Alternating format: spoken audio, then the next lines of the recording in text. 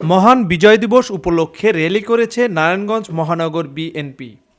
মহানগর বিএনপির আহ্বায়ক ডক্টর শওকত হোসেন খানের নেতৃত্বে এ বিজয় র্যালি অনুষ্ঠিত হয়। সকাল 10টায় শহরের মিশনপাড়া হোসিয়ারি সমিতি মিলনায়তনের সামনে থেকে বিজয় র্যালি বের করে নারায়ণগঞ্জ মহানগর বিএনপি। এরপর মেট্রো হল, কালীবাজার হয়ে চাষারায় এসে বিজয় স্তম্ভে পুষ্পাঞ্জলি দিয়ে শ্রদ্ধা নিবেদন করেন। বিজয় র্যালিটিতে আরও উপস্থিত ছিলেন নারায়ণগঞ্জ মহানগর যুবদলের আহ্বায়ক মনিরুল ইসলাম সজল, সদস্য সচিব শাহেদ আহমেদ, মহানগর স্বেচ্ছাসেবক দলের আহ্বায়ক সাখাওয়াত হোসেন রানা প্রমুখ। নিউজ ডেস্ক, হুঙ্কার ডিজিটাল।